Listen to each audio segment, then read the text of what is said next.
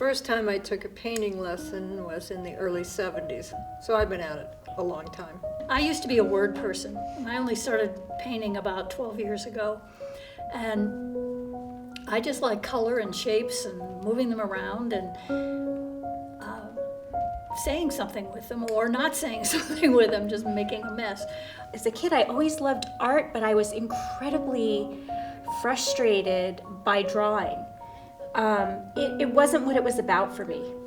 It just representing, looking at something and replicating it, which for a long time made me not be an artist, because I thought if you can't do that, you're not an artist. I wonder if it's about some mood that we're in right now. That it brought, some of that. So many different things. I grew up on a farm in eastern Colorado, was not acquainted to any kind of art through school, nothing. But I remember in 1947, I was 11 years old, and that's when Jackson Pollock had the Life magazine spread. And the grown-ups are over here visiting, and my parents. And I see that spread, and I liked the work. I mean, I was pulled into it for some reason. I couldn't explain it then, I can't even explain it now. But I remember taking it over the magazine and showing my dad, and somebody said, "What's the world coming to?" What's the world? But I was fascinated by it, but I think I was then put off by it a little bit because the big people told me that. I started drawing when I was a little girl, probably about 4, 5. And I would bring drawings and paintings home from school to show my mom, and I was so proud. And my mom, she tried to be very kind, but she would always say, "What is it?" And kind of, it wasn't unsettling as a 5-year-old, but it was kind of like, "Well, don't you see it?" Say that again, Bernadette. I said I think that painting and actually putting your work out there in front of other people is an incredibly brave act. I took drawing lessons a little bit, but I don't like it because I really like something that comes out of my feelings and looks like something to me, but not necessarily, but maybe it looks like something else to someone else. I like to make a lot of marks that don't use brushes at all. I find that to be very exploratory. I paint in a very exploratory way. I think I'm more of a creator. I intend to make pottery, but I never do. I go right over to the side where I paint, and then I just paint and I paint until the sun goes down and think, oh, what have I done? It's the littlest things like a particular charcoal line or a mark that you made with a painting tool. And that's the part I like about painting, is just seeing what will happen, adding layers, taking layers away, finding new tools. I don't like to face the blank canvas, so I like to mess them up first and get lots of color on there and even some lines. And I change things so much that you can go in my studio one day and like something, it'll be totally gone the next day because I go through so many layers. So I've had people say, "Oh, I really like that," and the next day, "Where's that one?" "Oh, it's underneath, it's gone." It's there. Yeah, I do it all the time. Just the feel of the paint and the improvisational quality of putting paint on a surface and adding layers of color and marks. And last night when I couldn't sleep, I was thinking all about painting. I mean, that's really my comfort. I like Bob's idea of, I sleep with it. Sometimes, honestly, I do bring a painting and I'll hang it on the dresser so it's there. And then I close my eyes in the morning, I go, oh, and it's often relieving. You think, whew, that's okay, I can do it. You go to sleep thinking green, you wake up thinking purple, and you're right there. A lot of times this happens, and Sally is really understanding. And I paint late into the night a lot of times, still do, not as much as I used to, but just last week on this Ashes to Art thing, I had the background, I thought it was beautiful. I went upstairs and woke her up at 1 o'clock in the morning. turned the lights on. I said, Sally, look at this. Oh, I love that. And she's right with me. So thank God for that. That's great. That's great. I don't like to paint representationally. And there are a lot of good representational painters out there, but that's just not where I'm at. Sometimes I'll have something representational pop into my work, unintended, but if I'm not happy with that, I always can stylize it or abstract it or change it completely, and that's what I love about the paint. I was a designer for most of my career, designer and illustrator. And in designing, whether it's a logo or whatever that you're doing, you stylize things. And so I love to stylize, which is abstracting. I'll paint, and I have no idea what the painting's about. No idea. And then I get along, and it comes closer to the end, and I'm thinking about a title for it, and all of a sudden I realize what it's about. So often I get to the end and I'll let it sit in my studio, and then I look back at it and say, oh my gosh, that's exactly what I just went through, or that's what's happening. So they're always very clear to me after they're over. I think that's really a lot about what abstract art is about, is just that very process that you go through. Because you're not starting out with this preconceived plan, what are you working on? You're working on how you're feeling in that moment. And you're getting it all out, and there aren't words for it, and that's why a painting is such a beautiful thing. And I often get frustrated when people want me to. I get frustrated by titling work and adding words, because I feel like, well, that's why I paint, because the words are hard for me. But as I look at everybody's work, I think there's like this element of just sort of disorder and figuring things out, and I think we all put that into our work, and then as we come to the end of the painting, we kind of sort through all that. Mm-hmm. And then we come to a place of completion about, sometimes you don't even realize what that is until months down the road, and you, like you said, that's often the case for me. I don't know what I'm painting about until much later, and then I'll look at it and go, okay, I totally see that. So, yeah. Sometimes they blow me away. I did a painting when my mother died, and I had to jump on a plane and go to Florida because my father was ill. And I went out to my studio before I left, and I didn't even think. I painted this thing in a couple of hours, went to Florida, was there for a couple months, came home, and it was a complete story. It just blew my mind. So I do that totally. Yeah, it's exciting. Yeah, it is. Can an abstract painter connect different kind of ideas in a painting? I think it always does. And how is that? So Kate, how does that happen? What do you mean? Well, I don't know what I mean. That's good.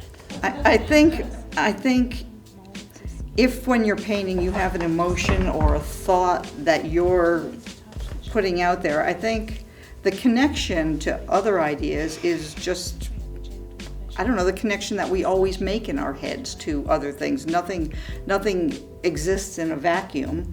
So, with me, I might be painting a horse. A horse means something to me, and maybe a horse means something to somebody else. Somebody likes, oh, I love paint horses, and you've got a paint horse here.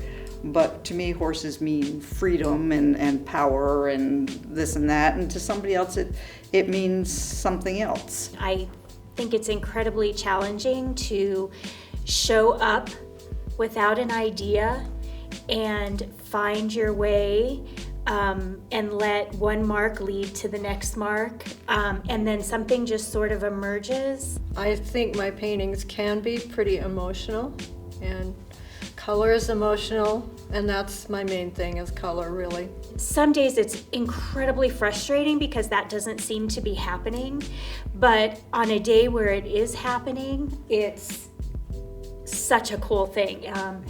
I start with just a really chaotic surface, I guess. So it's just mark making like crazy and layering materials and pushing them back and then layering more materials. Sometimes I just start out with a couple of colors that I don't particularly like or think that'll go together, and just see what happens. Sometimes it works, sometimes it doesn't. Right. But then when something emerges that just is, there's no other way to say it, just feels right, then I start becoming a more critical thinker about my painting. I paint a lot like these guys. I just start out with chaos and in the end try and make order out of it. I do start with an idea. I have some very, very distinct idea. So right now, what I'm painting is arcs of justice and seeds of change. And so I take this idea that I care a lot about, and then I try to paint 10, 12, 15 paintings interpreting that idea in a lot of different ways. So in this particular series, I have arcs, that's a shape, and seeds, that's a shape. And I think about that. I listen to Black Lives Matter and everything that went on there, and I think about what is the change, how long did this take, how long has this taken, and who are all the people that were involved at other times. So while I don't always do this, I find that, fingers crossed, about every year I can come up with something that I'm just very passionate about, something that I care about. And what abstract painting that gives me is an opportunity to stay with that idea, to read books about it, to listen to podcasts about it, to talk to people about it. And it turns into a series of paintings. And it's fun for me to be able to explore. But then what happens is at some point, I lose the narrative. I no longer have that narrative in my head. I could perhaps write it down or say it, but I can no longer tap into it. It's so fascinating. And so the paintings aren't good anymore. So you use up that painting and that expression, and then it's done. It is done. And so I tend to have, my work changes fairly significantly from year to year because what works for me is to kind of tap into this one thing and go forward with it. So you find complete satisfaction and you can move on. It is kind of like that. Ooh. It's an interesting, Yeah, it's interesting. That is interesting. But, go ahead. Well, when you were talking about that, I was thinking, do I do that at all? Do I have, and I do the same thing, but not all at once. So I'll be painting something and it's whatever emotions, whatever's going on in the world, whatever, all plays into that, and I'll paint it. But then I move on to something else. But then I notice that over the course of a year, over the course of 10 years, I revisit that same thing over. So my series, Clive Tyler once told me to work in series, and so I really tried to do exactly what you're talking about, and it just didn't work, because I'd do one, and then I'd get real tight the next one, because I was trying to do that again. So now I just move on and bounce around, but it's like a big spiral. I love that you can go back to it. Yeah. Now. I love that you can revisit it. Yeah, but and it's interesting to see how I handle it in one painting, and then next year I handle it differently. So. Yeah. Revisit. Revisit. When I'm painting the new thing, whatever it is, I'm revisiting something from 10 years ago, but how do I approach it now? Yeah. Versus Right. and what I've learned. I do a lot of talking to myself, not out loud. I do a lot of cursing probably at myself. And my God, you've been doing this for 65 years. How could you make that dumb mistake right now? Yeah. I do that all the time. I talk to my paintings a lot. I talk to the canvas, and I ask it what it wants sometimes. And I was doing this piece, and it was a large piece, and it was not representational, but it had specific things in it, and with the abstract background. And I was just stuck, and I said, what? And I said, what do you want? What do you want? And it wanted a dead bird at the bottom, and I said, no, no dead birds, we have to negotiate. So we negotiated. We talked for a while until we came to an agreement as to what was going to be at the bottom. And I find my paintings rather vocal. And I think that's a way of tapping into the intuition. You ask a question of this inanimate thing, and all of a sudden it gives you an answer. Well, that's my answer, but I didn't know it because I was up here. in my head. And so I have to have the canvas answer for me, and sometimes it's outrageous, but you talk to your canvases, don't you? Actually, no, I don't. Am I the only one? No, I talk out loud all the time. I listen to music and I kind of just let that take my brain while I'm painting. For the longest time, I was just in this space of just completely finding my way and without really thinking critically and asking a question, you can really get lost and stuck. So I can see where that would be really helpful in much moving more you sane. forward. It is more sane. Well, it's more sane to do it in your head than. Well, no, I'm thinking, I'm thinking that it makes perfect sense what's happening for you. Yeah. Well, for all of us, talking about putting our emotion into our work, how do we keep angst and anger out of it? Is it necessary? Or is it part of who we are and we just let it kind of come out? It does come out. It comes out in dark marks and ugly and tightness and I find because I do paint in layers, so because I use acrylic, so that's just the underneath. And as I think as I paint, it's a release of that. And so the top layer that when I'm finally feel like the painting's done, it's there may be all that angst underneath it, but yeah, I don't tend to be an artist, and I know artists who paint that angst and leave it out there for everyone to see, and it's very powerful. Right. Me, I don't. I tend to be a Pollyanna, and I like, I don't know, I like everyone to be happy. Yeah. So I think most of my paintings end up with that feeling of whatever the problems are and whatever, they can be overcome, and we can stay calm in the midst of storm. Anyway, so. I kind of agree with Kate in terms of, I have this sense that art in homes and art in commercial spaces, which is what I paint for, should be inspiring. And I want people to feel joy and hope and love when they look at my paintings. I want them to feel uplifted despite the fact that the topic is very serious. So sometimes there's black, but peeking through it, I bet there's something orange. Yeah. And so in that, even if it's very much dark colors, there's hope. There's an element of that there. I love your talk about the subject matter and what you have in mind while you're painting. But some of those subjects are so heavy that I find myself like this. I tend to fall on the optimistic side. So even these issues you see if we're looking at racial injustice, I might do a painting on freedom. What is, with John Lewis, if I listen to him talk and I do a painting on freedom, I ask myself, what is the color of freedom? What color is that? What are the shapes that I think about when I think of freedom? What does it look like? So it comes from a dark time, but the idea that I'm painting is freedom. I never go to the canvas like Kate, and I've read some things, and I really appreciate that, and I wish I could do more of it.